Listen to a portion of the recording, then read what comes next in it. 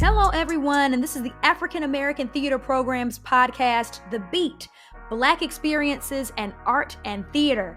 My name is Sydney Edwards, and I have with me today Nina Domingue Glover, who is a Cleveland-based actress, director, and playwright, and she's currently the 2021 Premier Fellow at Cleveland Public Theater. Nina, how you doing today?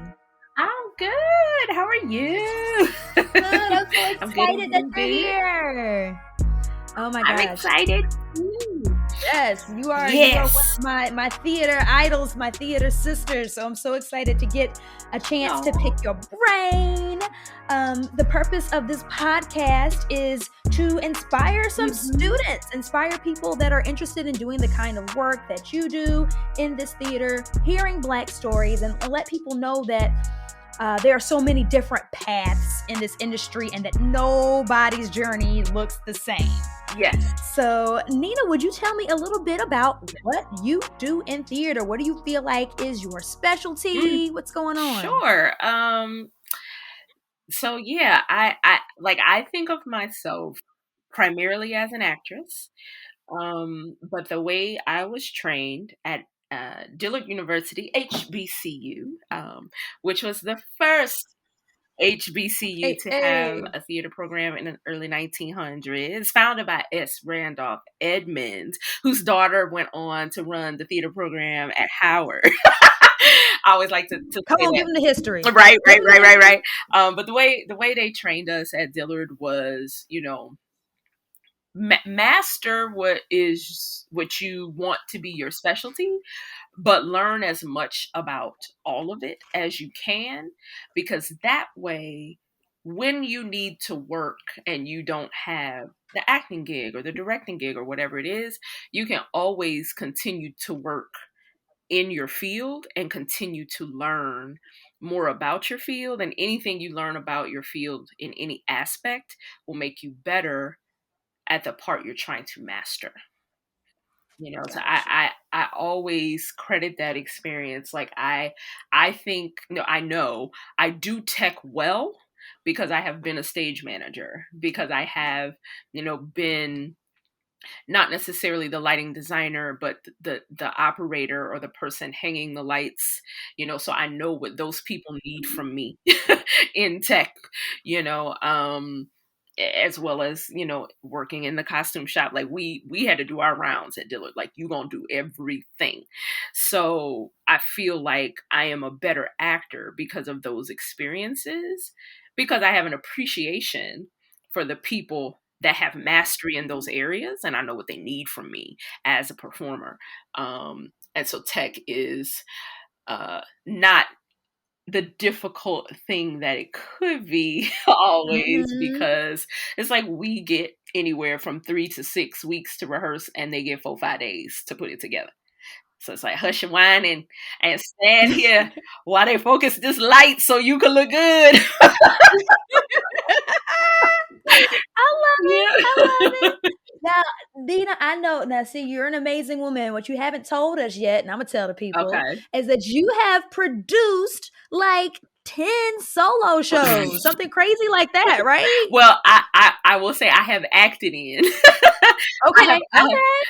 Because I have not produced all of them. I have produced 2 of them myself. Okay. But I have performed 10. And I will say 1, 2, 3, 4 of those were shows that I wrote.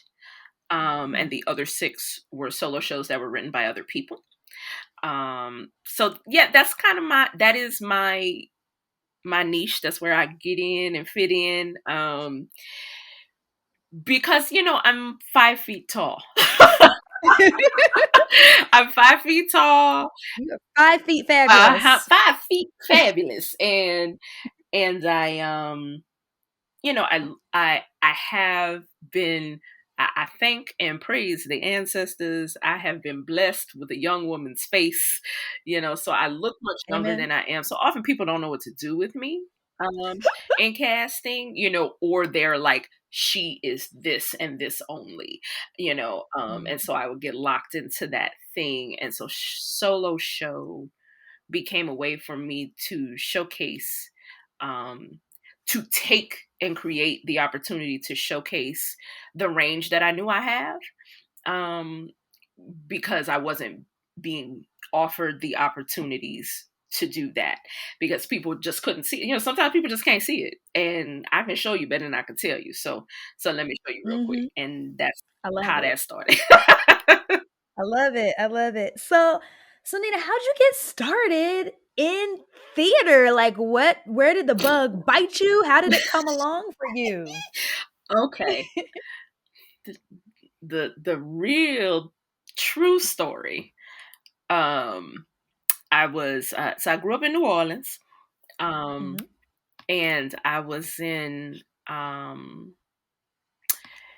the speech and debate team in high school, but I did not do speech nor debate.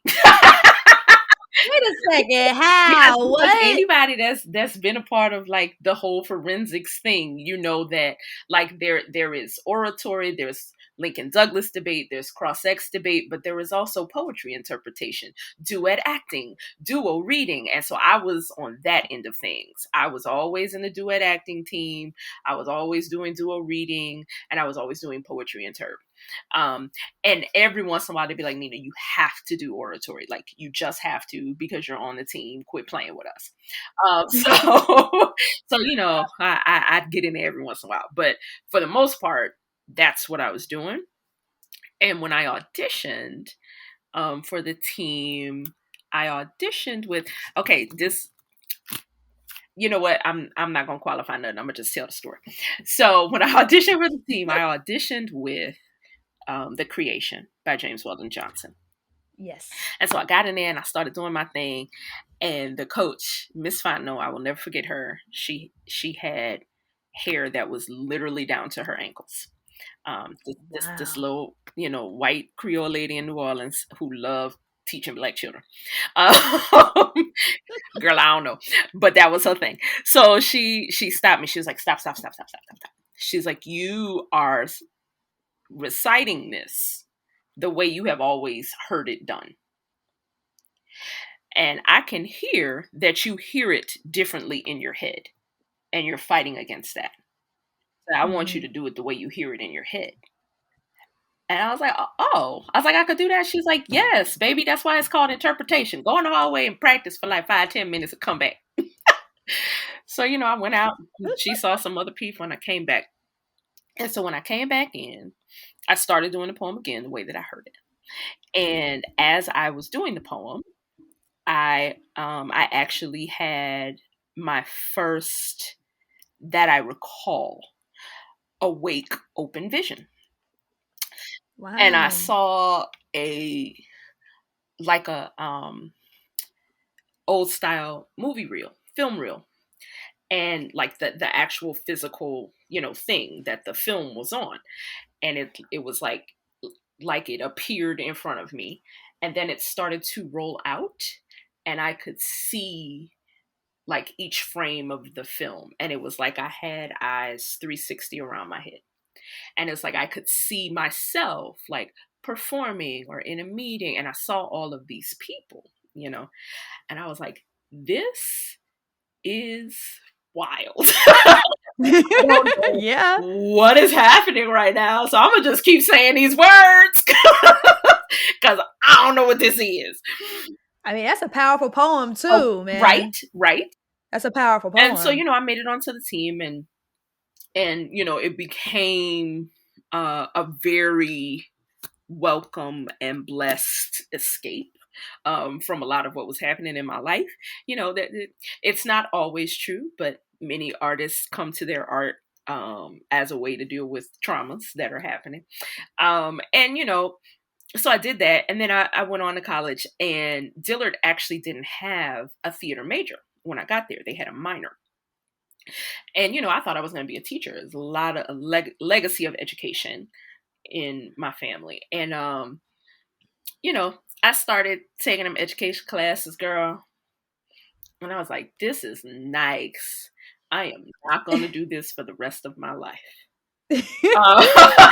Like, this is so cute, not happening.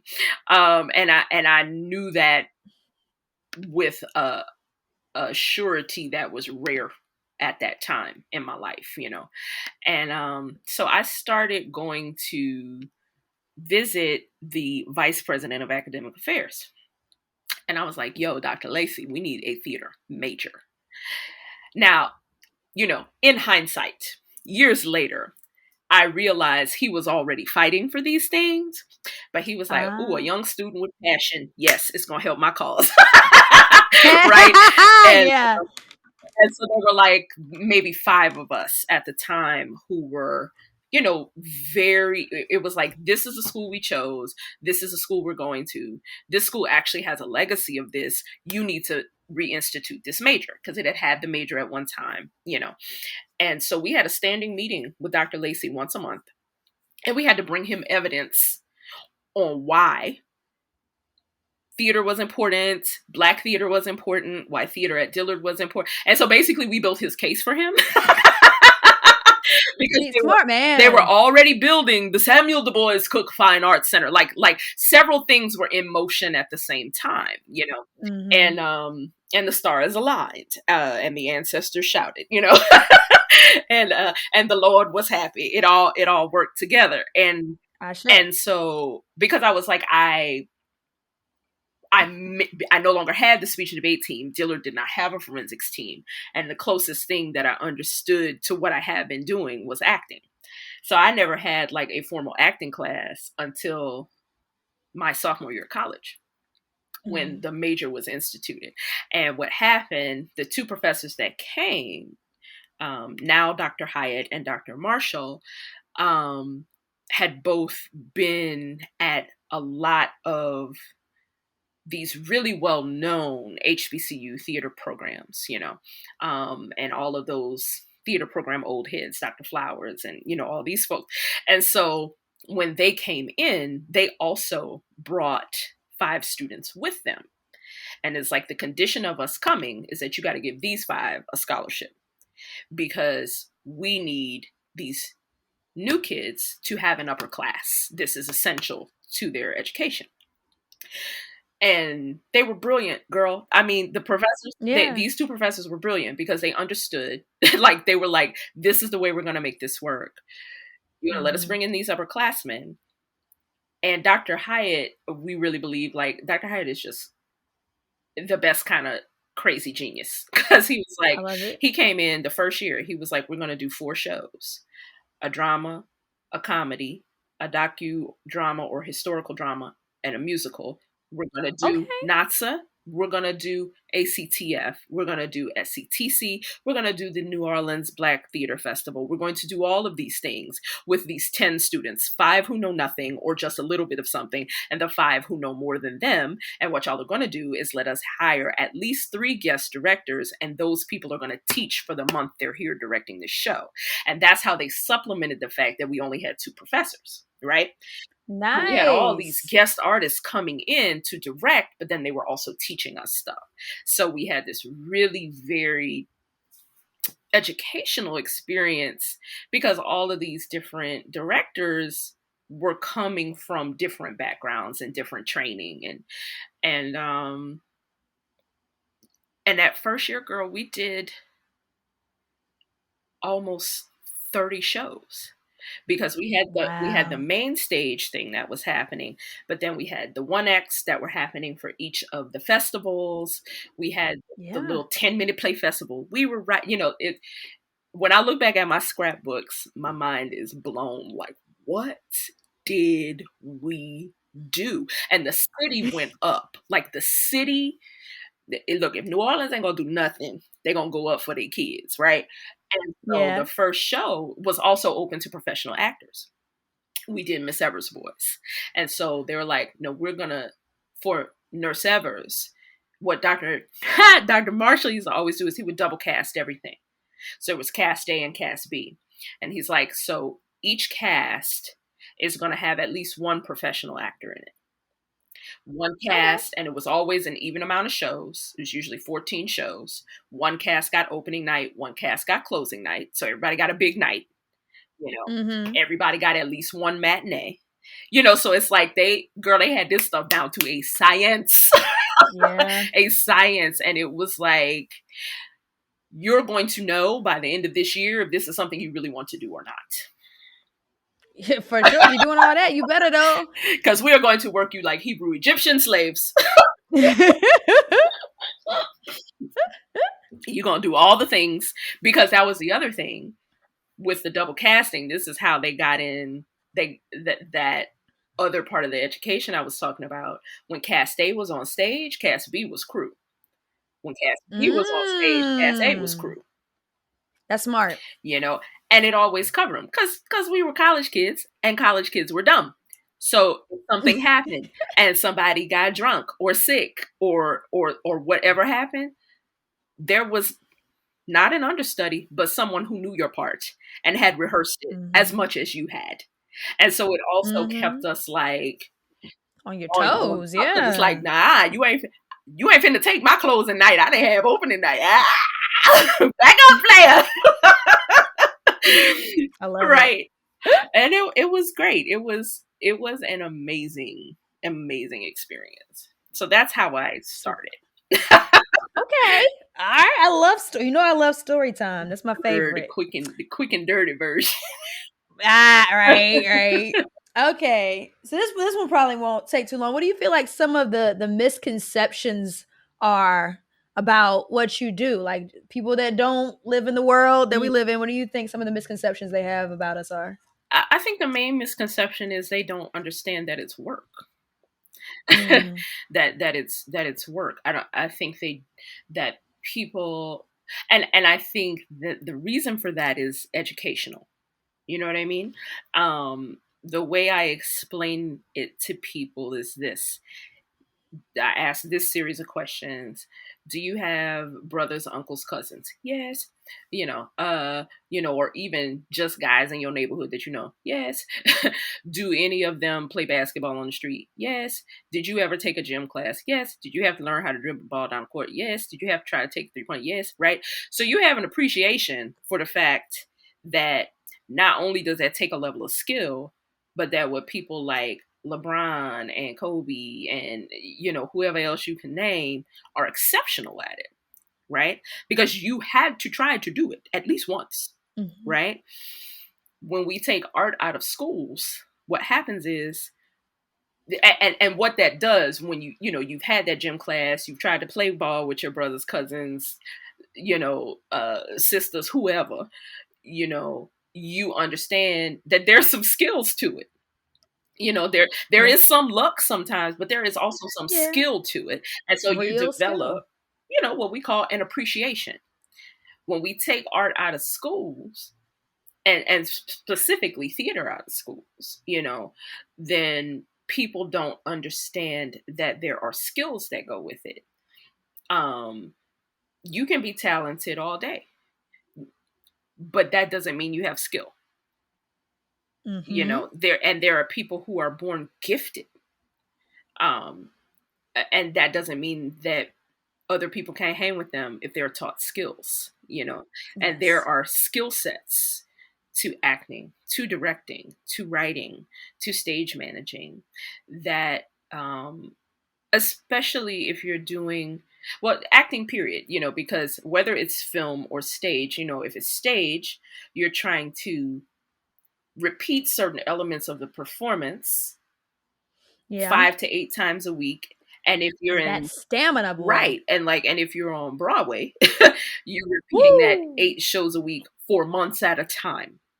That takes a That's no level joke. of skill. You can't just do that because you cute. No, you Yeah. can't sustain that if you don't know what you're doing. Right. And it is work, and it is work the same way other skilled jobs are work, you know? Um Mhm. the and I think because we have the audacity to enjoy our work. Yes. I like, Right. man. I always say I don't even sometimes I don't even feel like I work. Like Right. my work is my fun thing. So I had a hard time like finding hobbies and stuff Mhm. because I was like, but this is fun. Right. But this Right. is but it's my work. But it's fun. I can't separate. Yeah. I think that's the biggest misconception. And it took me a while to not like get hype and get mad at people and go off every time people. And it's like, well, I understand why you think that, but that's not true. It's like, No. come with me, memorize these 5 lines and repeat them. Now remember these particular tactics and do it again. Now I'm going to throw something different at you, make a better choice. And then like, oh, you working. Aha, it's work. Right. I love it when the light comes on for the people. Right. And Oh so my that's gosh. what I think the biggest misconception is that there's That's a no good work one. involved. Yeah. I love asking that question because I get a different answer from everybody. Mm. I love that question. Yeah. All right. Okay. So here's a really fun question. Okay. And I'm actually going to answer it first. Okay. I like but but the question is, what are some of your favorite projects and why? Now I'm gonna just say, having the pleasure and honor of watching you work, some of my favorite stuff that I've seen you in. I loved Your Mama. I saw Your Mama before I even met you, which is your solo show about your life, which was brilliant. And then I had the pleasure and honor of being directed by you in a wonderful, wonderful children's show at Tailspiners Theater. We were super goofballs. I got to wear a beard. It was great. So, but you're in the work. So Nina, I want to know what some of your favorite projects are and why they're your favorites. Yeah. It's a hard question. It is hard. It's very hard because usually my favorite project is the one that I'm doing at the time. I will say one of my favorites was No Child by Nalaja's Son, which is also a solo show. Because that is the first solo show that I did that someone else wrote. But it was such a unique experience because No Child is a fictionalized version of Nalaja's life, of her going into this, made up high school in New York to teach this group of quote unquote at-risk youth about this classic play, Our Country's Good, right? and it's she wrote it right around the time of the No Child Left Behind bill. You know what I mean? And it was this is bull, and we all know it's bull, and I'm fixing to show y'all why. Okay. But it was also the first solo show that I had done that was not monologue style. Okay. So I was actually my own scene partner. And there's one scene where it's Nalaja as the teaching artist, the classroom teacher, 8 of the students, the principal, and the security guard. And so, girl, it was like pop locking because it was like the nuance, like my physical and vocal nuance had to be so precise because it was literally every line was someone else speaking.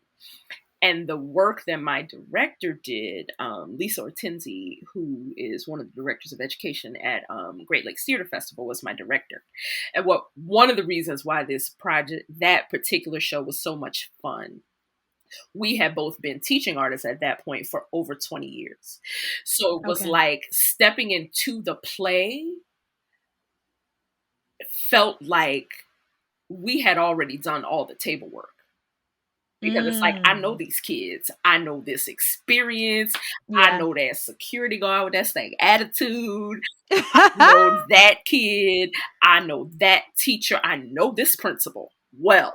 Like I felt that thing. And because we both had that experience, it was like we got to jump in the work like 3 months ahead.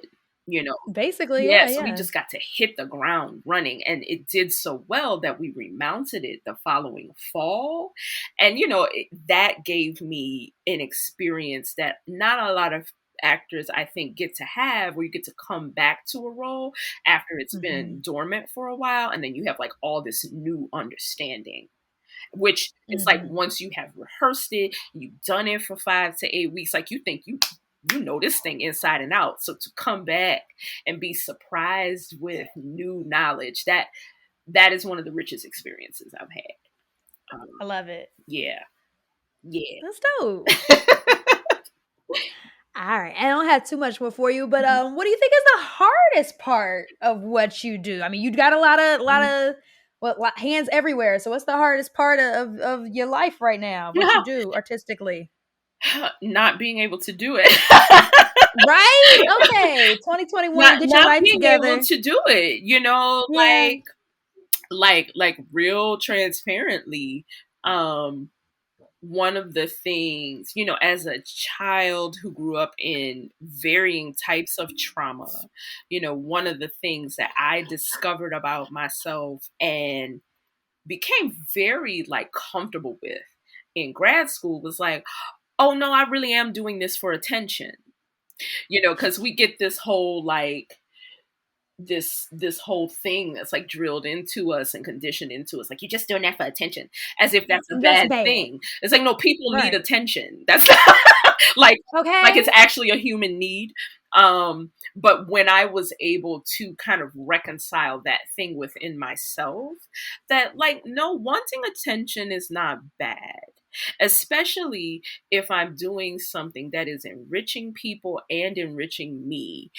So it is mutually beneficial. I worked hard to tell this story and have you feel a thing, and you jump to your feet and clap. That's great, and I got a Magic. paycheck. What? Right? So, so I think what quarantine did was kind of really, it has, and this has happened several times for different reasons throughout my life, but really shown me the importance of not, that while my art is central to the way that I live my life, it is not who I am, and that I do have other tools at my disposal. And I have not, until quarantine, worked them as often as I should, because I Mm. relied on what was quickly accessible, which was my art. Like I could express it, express whatever, and just having that particular mode of expression is so healing and therapeutic for me that sometimes I have been able to bypass some of the other tools, which might have actually been healthier, right? Mm-hmm. Um, so it's kind of it's good and bad. It's a blessing and a curse. Yeah. Because it's also shown me the importance uh, of that, and like how much I rely on that to fulfill a certain need, because the way not getting that started to show up in my personal relationships was revealing to Mm. me.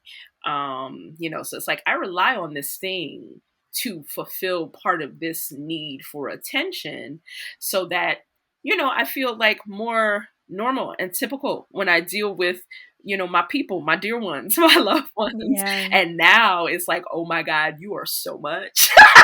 Like, you, whoo, girl, you need a lot. And it's like, you know what? Let me go. I'm gonna go over here. I'm gonna do some yoga. I'm gonna take a salt bath and center myself.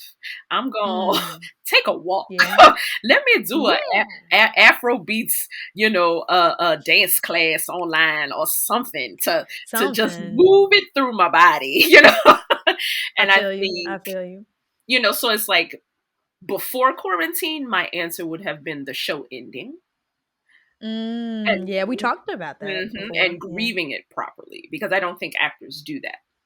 Um, Right. Nina's also writing some stuff on that, y'all, I about how am. to grieve a I'm show. is I'm waiting on it. like a whole I'm waiting on it. workbook. Yes, workbook. Plug it. Plug Yes, that's a whole it. workbook, and actually, I'm working on an app, so that it is accessible several ways. Oh, so cool. But yeah, that was a lot. That's kind of where that work, the work of Mhm. grieving a show or a piece, was a lot of what I was focusing my attention on before quarantine, because I think we have a lot of training around, like, this is how you build a world, this is how you create a character, this is how you embody the character, and this is how you walk their walk and think their thoughts and all of this kind of stuff. So you create a life, and then the show ends. Mhm. So that is a loss. It is a death. And then we just like run and jump into the next show. And the thing is, it's like, that can hit you differently depending on what the show was. If the show Mhm. itself was really like serious and about traumatic things and all that kind of stuff. And then it's like, it's just over. What do you do? What do you even do at the end of the night? When you have to set the show and the character down. And that's something that I like. That work is something I had to go through myself during the creation of Your Mama. So y'all know what we talk about, because we keep saying your mama, your mama, your mama. We're not talking about each other. Your Mama is my solo show that is the most autobiographical, and it's about losing my mother at a young age, gaining a stepmother who was abusive, and then becoming a mother. So that's the quick and dirty summary of that. So there's a lot of personal stuff in there. And I had to have a way to put it down, and be okay when I came home to my family at night. Or not be okay and have them know how to either give me space or help take care of me or whatever it was, but that's important work. So this year has been a lot of grieving. Yeah, I feel like us, the theater community at large, has spent about a year grieving theater and trying to bring it back from the dead with these Zoom shows and trying to keep it alive. We've been giving theater mouth to mouth for about a year, right? And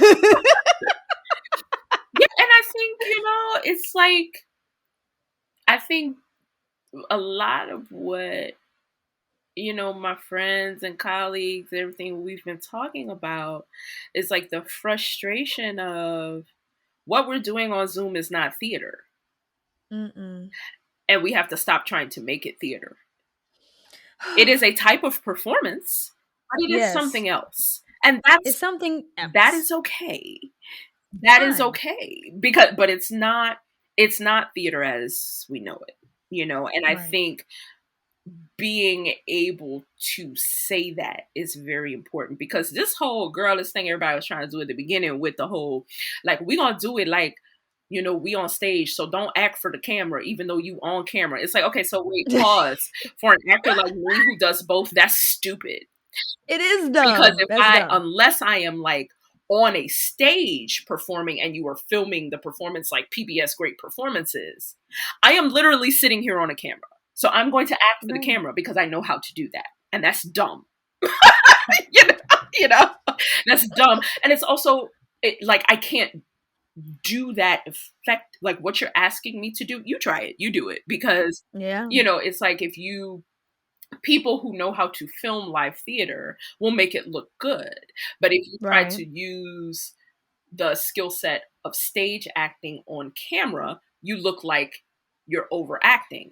If you try to use the skill set of camera acting on stage, you look like you're not doing anything. It's tricky. It requires something different. And it's like, so do you want me to tell the story, or you want me to sit up here and pretend like I'm on a stage? Which one is it? Because I'm not doing both. I don't have the energy for that. No. Which is it?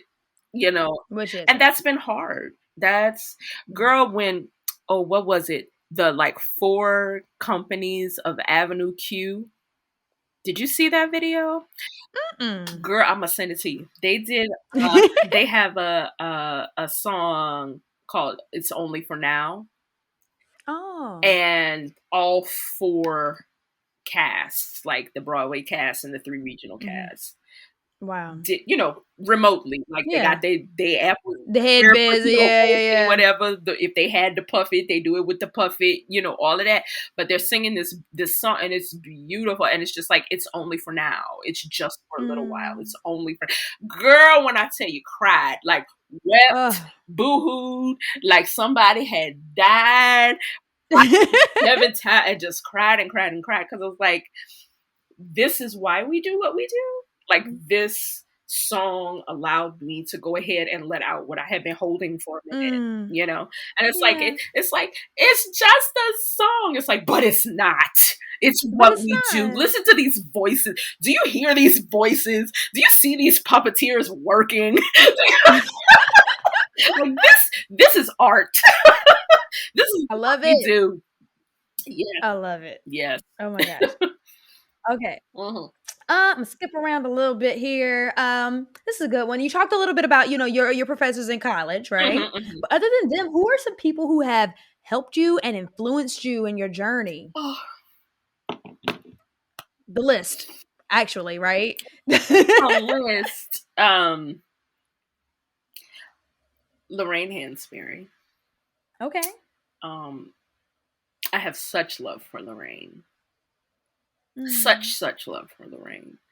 Um, I probably know Raisin and the scholarship around Raisin and just so many, I know it like I know the back of my hand. And there Mhm. is an interview which you can probably find online somewhere where she's talking about it, and she's talking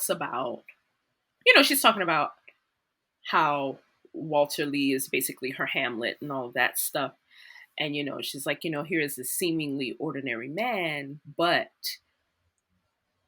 when we are talking about the universal, you have to find the universal through the lens of the particular.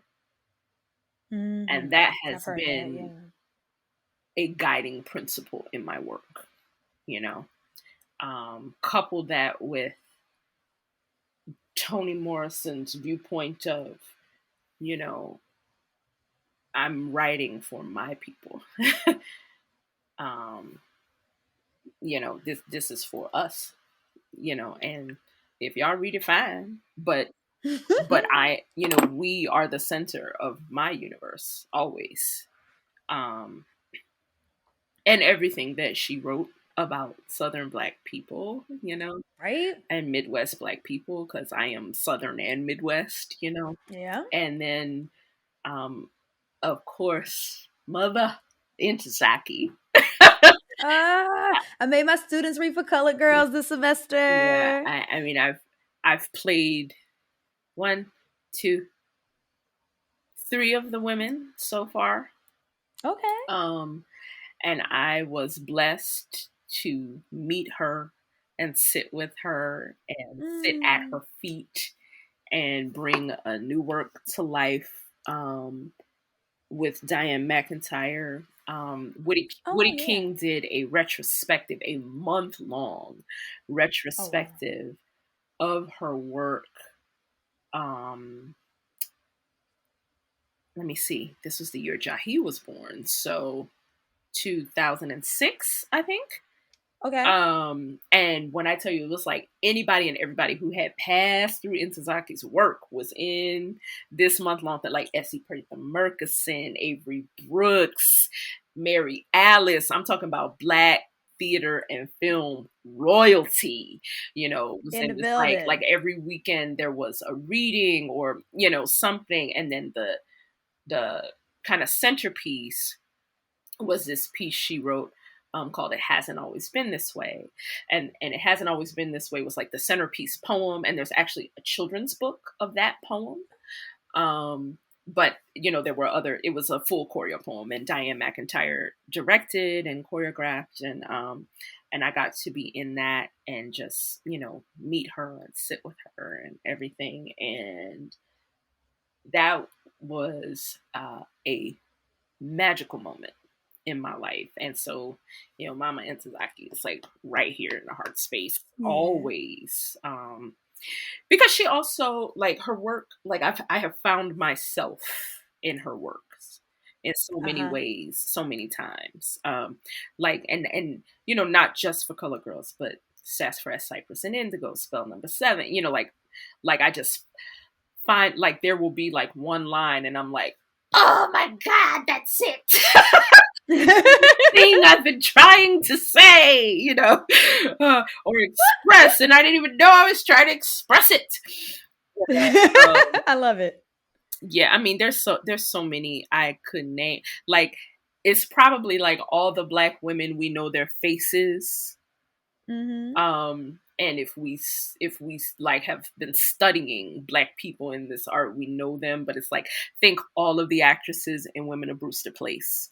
That all of the actresses in Color Mhm. Purple, Mhm. them, That. you know, like those are like I devoured their work and watched them and continue to watch, Mhm. Ooh, the children are peeking in.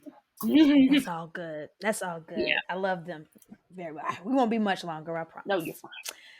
fine. Okay. So I just want you to know before I move on that you are one of those people for me. Aw, You are one of my biggest theatrical influences. And I love you. Like watching you do what you do, sis, inspired the hell out of me. So thank I you, wanted to say thank Sydney. you, give you your flowers. All right. Okay, so y'all might Um hear my child laughing in the background. all good. You're welcome to babies. Um So for like it, so we're inspiring students, right? We're talking about these Yes, yes, journeys. And so what are some things you wish you had known when you were started or some advice you would like to give young people? yes. This is perfect. This is like my favorite question because I now have an answer for it. I Ah, think you have an answer for this question. The thing I wish I had known when I started that I know now, that the thing that was going to get me the most work and the most fulfilling work for me, this might not be true for everyone, but for me, was to be. Oh, Jaden, come on, baby, you gotta go. No, you have to go. Bye. I won't keep her much longer, Jaden, I promise. Students listening, you can edit this section out. Yes, we'll edit it out. We'll edit it out. That's Miss Sydney. Go over there. Come on now. Bye, Mommy will honey. be downstairs in a little bit. I promise. Okay? More like longer than a little bit because you usually take a million minutes to get done. A million minutes. Yeah. Oh, Let me tell you I something. love As them this so much. 6-year-old birthday is approaching, he is getting more and more dramatic. I bet. Okay, so Okay. the answer to the question, the thing I wish I had known that I know now, um, what has gotten me the most fulfilling, like soul stirring work was absolutely being myself. And what do I mean by Mm, that? When I started college at Dillard, what is important to note is that none of my professors were from New Orleans. All right. So see, when I talk about home, it come back out. So you can hear, the ninth word coming out my mouth, right? I love it. And so, because I live in the Midwest now, sometimes it defaults to that because I grew up with Southern parents. They did not, quote unquote, teach me to code switch. It is something that we learned, We learn it. we learn it, Mm-hmm. whether it is, expressly and consciously taught or not. But one of the things that they used to say to me all the time was, "We can't hear you." And I was always like, "What the hell y'all talking about? I'm the loudest person I know," But what they meant was they couldn't understand me because I didn't sound Mm. the way they wanted it. They wanted it to sound, right? Mm-hmm. And so then when I got to grad school, they got taken a step further because it was like you got to learn, you have to learn the British RP and and how to do all Mm-hmm. these other things. And so it was like they beat the accent out of me, like they tried Yes, to that beat it out of me. happens. So I was like, well, I got something for y'all ass. Since y'all said our thesis has to be our most definitive work to date, none of these plays y'all doing define me at all. Okay. So this is how I actually started writing solo show. It's like I'm gonna write a solo Oh. show, and it's gonna be about Black women from New Orleans, and y'all can kiss. So because I'm finna reclaim my mouth, you know. And what happened in between undergrad and grad school, I went and did the ERT audition, Mm-hmm. and I did not. Dillard was not a wild card school, so I didn't automatically go to that round where you go in the room and like all the people see you. I saw the two people, and it's like you get passed on or you don't. Okay. Dr. Hyatt, because he is brilliant, was like he prepared all of us for that. He's like, listen to me. You could get not passed on for any reason. You could get not passed on because one of the two people in that room wants you and they don't want nobody else to see you. You could get not passed on because you are the 100th person and they're about to take lunch. You could get not passed on because one of the people in that room don't like that play, regardless of how you performed it. But what you gonna do is go in here with 50 headshots, 50 resumes, and 50 form letters. Because all the other schools stay in the same hotel. And they run auditions all day because they know people don't get passed on. And the letter was real simple. Hi, my name is so-and-so, so-and-so. I'm from such and such school. Due to unforeseen circumstances, I did not get passed on. Here is my cell phone number. If you would like to see me, I feel that I am worth 3 minutes of your time. Please send me an email to this. I auditioned. So after I found out I wasn't passed on, right? I went and dropped off 50 resumes and 50 headshots and letters to the schools I wanted to be seen by. I auditioned from that hour up until an hour before I had to get on the plane to go back home. They all saw me. Every single one of them wanted to see me. Right?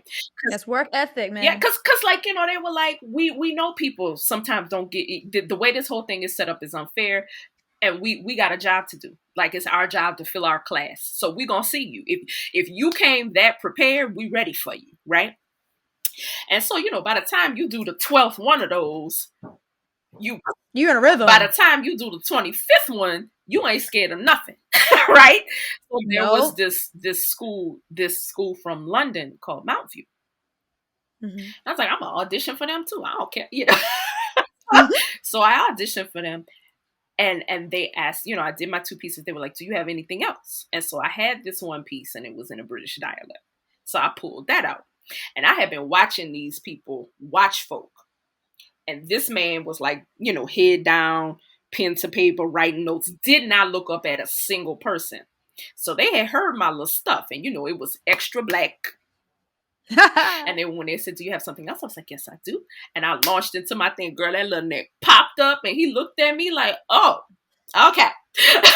So we about to. I hear you. I see you, little girl. Okay, we're going to see what you can do. And so they, you know, I got to do a 3-week, a month-long intensive in London before grad school.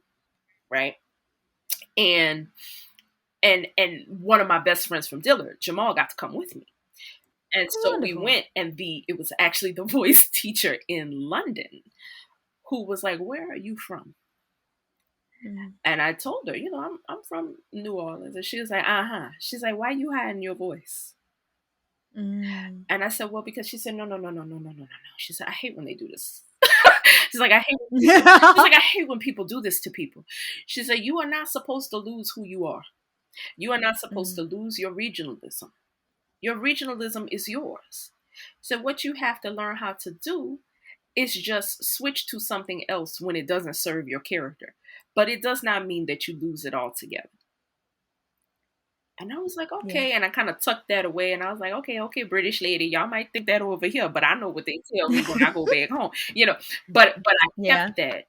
And the more that I leaned into, no, I'm from New Orleans. Like, period. I'm from New Orleans. I'm from the Lower Ninth Ward. I am a Black Creole woman. Y'all can feel whatever the hell you feel about that. I don't care. This how I sound. You know? And okay. Period. You know? Period.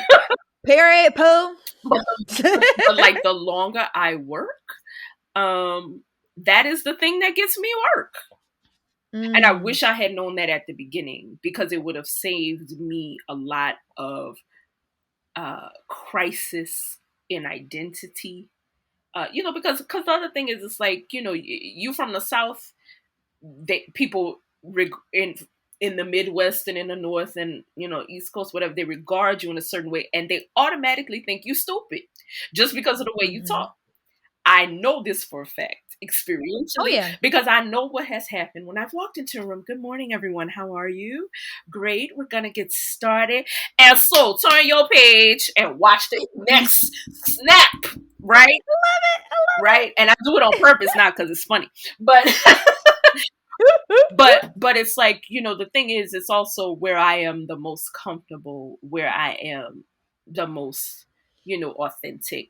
And I try to do my work with the idea that you can be authentic with all, transparent with some, and intimate with few, but you can be authentic with everybody. And who I authentically am is a Black woman from New Orleans who also got Midwest roots.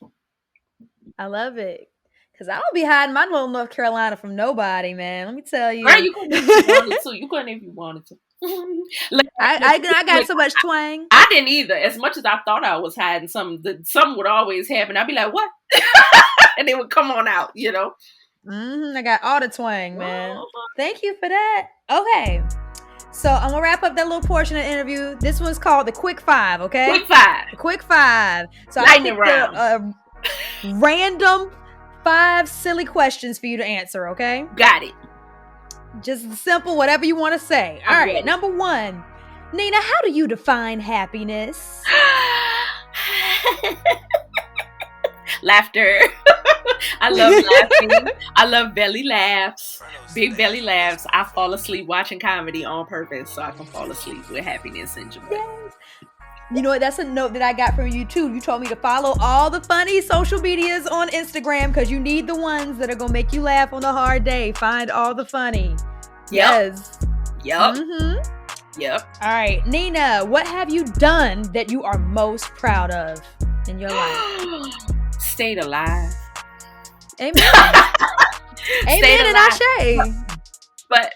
But you know what? Not just stayed alive.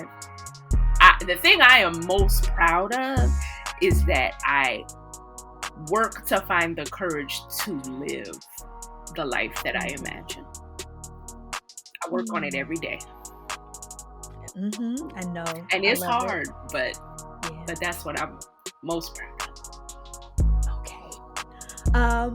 Have you, I'm gonna do this one. Have you ever tried to do something that you knew you would be really bad at, but did it anyway? And what was it? Yes, I was tricked into it. It's the truth. I was tricked into it.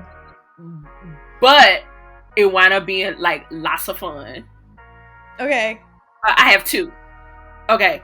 One was I got tricked into singing solos in a play. You should be singing. Listen, Nina, you should be singing. Listen, you are a vocalist. You are a singer. Okay? I'm one of them Black people that, like, when people like, can you sing? I'm like, I can hold a note. And here it is in my hands. Exactly. But when I say, like, I got tricked into singing, like, opening numbers, and I'm like, what is all this song in this play? What? You ain't tell me it was all this song in this play. I hear you singing around the theater all the time. I hear you singing in dressing room. Like, that is not the same as singing in front of the people. That's not the same. I don't know what you're talking about. And I'm talking about, it was that show, Mrs. Bob Cratchit's Wild Christmas Binge by Christopher Durang, and I was the ghost. And so, girl, it's like that show is so crazy because it's like It's a Wonderful Life meets The Christmas Carol meets like The Gift of the Magi meets every Christmas tale ever, all mixed up. And I'm the ghost of everything. And there's a point where Clarence the Angel come in and it is crazy because it's deranged. But the second act opens with her singing Ain't Nobody's Business. And I was like, what the hell is all this song, Randy? Ain't nobody tell you. Nobody told me. So that was one. And the second was I got tricked into zip lining. I knew you were gonna say that. Girl, I went on this cruise with my husband, and so we go to the place and we're gonna zip line, and they're like, oh, it's 16 lines. So I'm thinking they're gonna take us on like 4. No, you gotta do all 16 in order to get down. I'm gonna do like 1 or 2. That's cute. I had to do all 16 of them. I was not happy. That's a lot with the people, girl. But it was fun. Like I did a new thing and I did not die, and it was fun. That's hilarious. So I got tricked into both of those. Man, that's funny. That's funny. Okay. Mm-hmm. What was your favorite book growing up? Did you have a favorite book? There is not one. There are many. Okay. So I will name the authors instead. Okay. Every short story written by J. California Cooper. Okay. There are like 5 or 6 anthologies. I used to reread them every summer. From like the time I was 11 until I was like 22. Now I do every couple of years, but every single one of them. By J. You read them to your babies? Do you read them to your kids? No, but I'm introducing them slowly. You know what I mean? Cool. Also, Octavia Butler. Oh my God, I read one of hers. It got probably Kindred.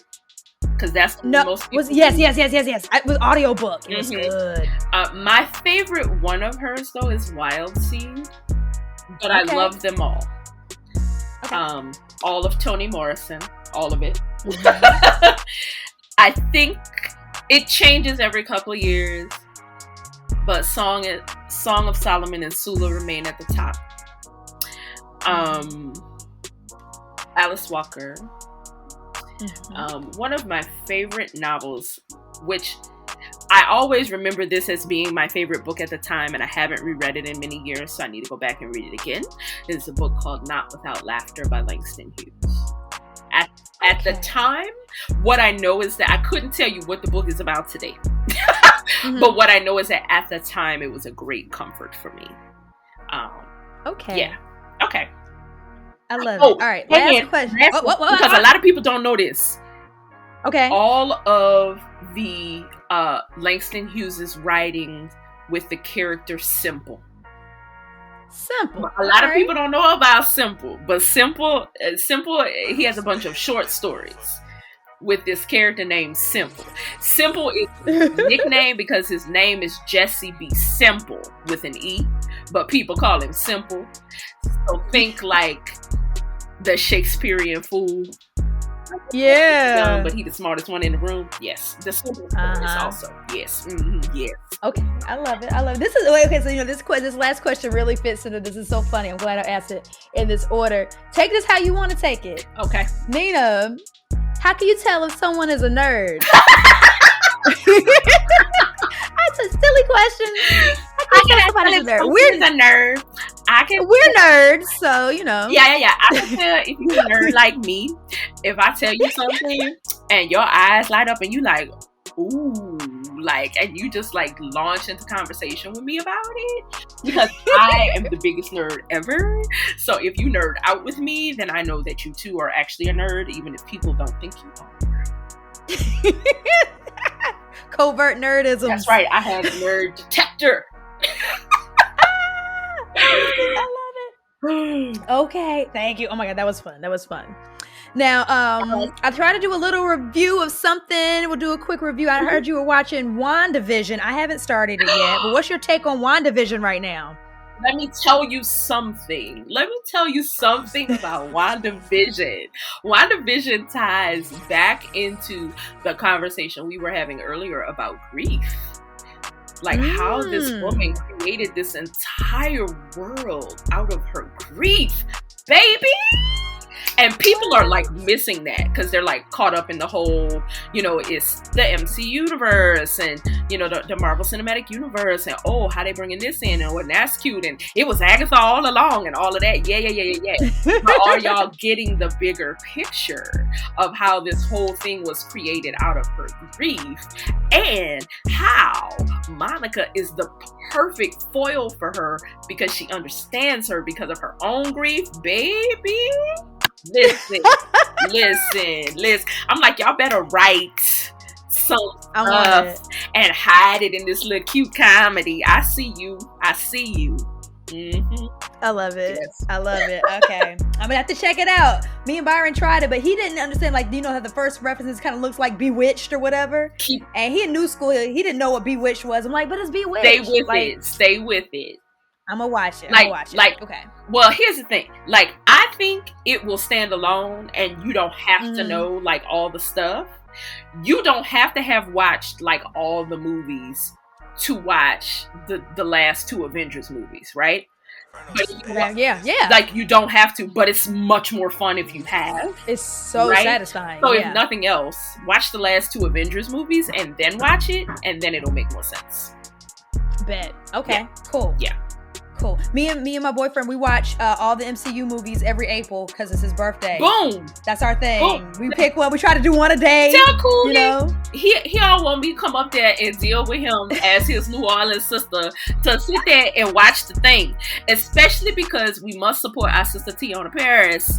Like, because her role gets bigger and bigger as it goes on. Okay. Yeah, like her role gets bigger and bigger as it goes on. She becomes more and more good to important. know. Good to know. Mm-hmm. Okay. All right. Here's the wrap up, sis. Here's the wrap up. All right. Is there anything that I haven't asked you about today that you would like to share with the people? Yes. I would like to share. Just start. You know? If there is something that you want to write or something that you want to try in terms of your art, because we're talking to the students, right? You know, and students come in all ages. We deal with lifelong learners, right? Yes. Just start, because it doesn't. Everybody is a beginner at something, and it doesn't matter if it's bad. It doesn't, like, you just gotta start. Like, you just start, because especially if that thing gives you joy, and that everything does not have to be enjoyed for the purpose of securing the bag. The T is, you are the bag. Secure yourself. A word. You are the bag. Secure yourself. Go get your joy. You know, just go back to the southern roots real quick, because the joy of the Lord is your strength, okay? Get your joy. Because, because I've been thinking about this statement, you know, that kind of started surfacing with the resurgence of the movement for Black lives and stuff. Like, Black joy is resistance. No, it's not. Black joy just is. We have always had it. We don't have to weaponize the things that are intrinsic to our being. Everything about us does not have to be othered. We are human. And our joy just is.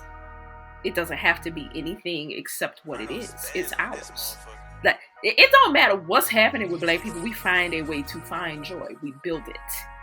It is in our DNA. You know, it's a part of the seed of who we are. So if you want to sit in your room and paint what you think are ugly pictures because it makes you happy, do it. If you want to sing loud and off key, do it. If you want to learn TikTok dances because you think you can dance, do it. Whatever. You know, you want to learn monologues and say them to yourself in the mirror, do it. You want to write a play even though it sucks, do it.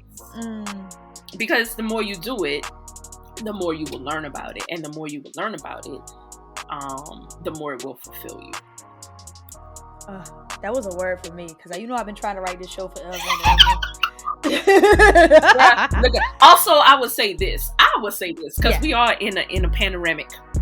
This whole paragraph, we in the middle of this paragraph, this parallelogram. The panty. We are all, this is something that my therapist said to me. We are all collectively going through a global trauma. Yeah. If you had trauma previous to this, it is likely that it is being triggered.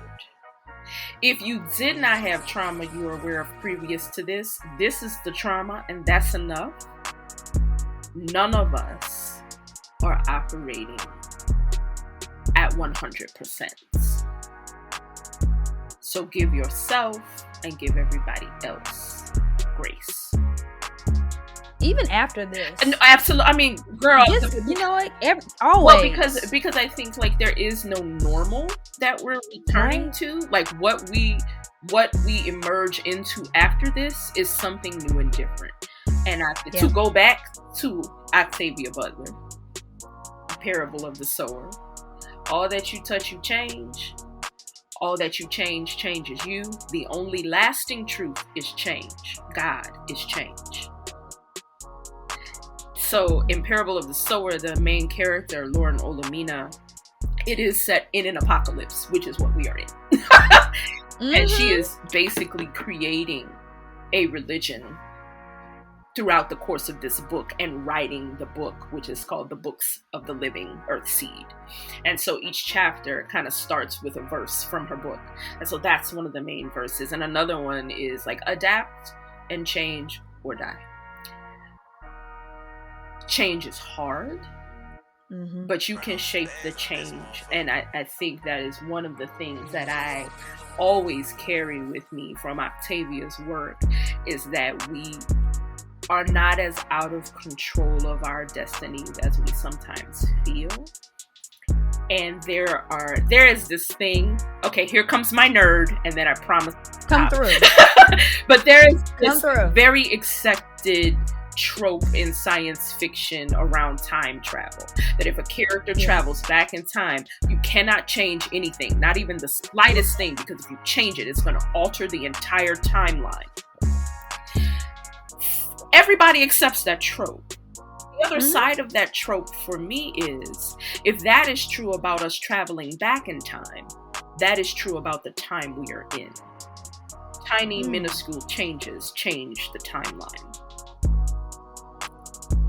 So even if it doesn't feel huge or monumental, you have no idea what that tiny change is going to affect down the line. So when you find your joy every day, what is the tiny change that is being affected in your DNA that, to go to Black acting methods and beliefs, you know, we are healing 7 generations back and 7 generations forward constantly. We are ancestral work, right? My grandmother, you know, we know this to be true from science, biology, right? My grandmother, as a little girl, had all of the eggs she would ever carry, which included my mother, which means my grandmother carried me, right? My mother carried my children. So it's not just like this is an imagined, that this is true. We know that there is now much evidence, many studies, that ancestral trauma alters our DNA, that we can inherit traumas and fears from our ancestors. If that is true, the other side is also true. I inherit your blessings and your joy and your smile and your laughter, right? So get your joy. Do your Get stuff. your joy. Sing your song, dance your dance. Hey, I'll be in my apartment going for it, boy. Listen. All right. With my old knees and all, okay? Hey. I know you just wrapped up a really cool production. What was it, Pittsburgh Theater? But do you have any upcoming projects coming up? Anything on the horizon? I do. I'm in actually next Sunday. I'll send you information and links so you can like post it in podcast notes and what have you. Yeah, for sure. Next Sunday, I'm in a project called Intervals with Domingue. Domingue has a playwrights gym. And so several of the playwrights from the gym have written like either short 10-minute pieces or monologues. So I'm in one of those. And then sometime around Easter, I'm not sure exactly which weekend it is, I am going to be in Poof by Oh, I know everybody's name. I can see her face. I should be ashamed. What is my playwright's name? Lynn Nottage. Poof by Lynn Nottage.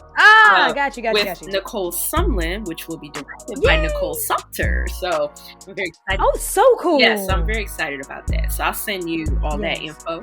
Yeah, we'll plug you. Yes. We'll give you all the shout outs on the page. Speaking of the page, Nina, where can people connect with you online? They can connect with me on the account that I'm most active on is my Instagram. It is my name, Nina at Nina Domingue. And I also have an account about the grief work called Back to Me for Actors. And so I'll send you both of those as well. You can also follow me on Facebook. My professional page, again, is at Nina Domingue. And on Twitter, I am at Real Nina D Glow. So I'll send you all those. So you have yes. If you try to follow me privately, I'm just going to delete it because I don't know y'all. So follow the professional page. That's real. Yes, I'll make sure I put that up. Nina, I want to say a big thank you for joining me today. I knew this was going to be the bomb, girl. Thank you so much. Yes, girl. It's so good to catch up with you. Yes. All right, everybody. This has been the African American Theater Programs podcast, The Beat. Thank you for listening.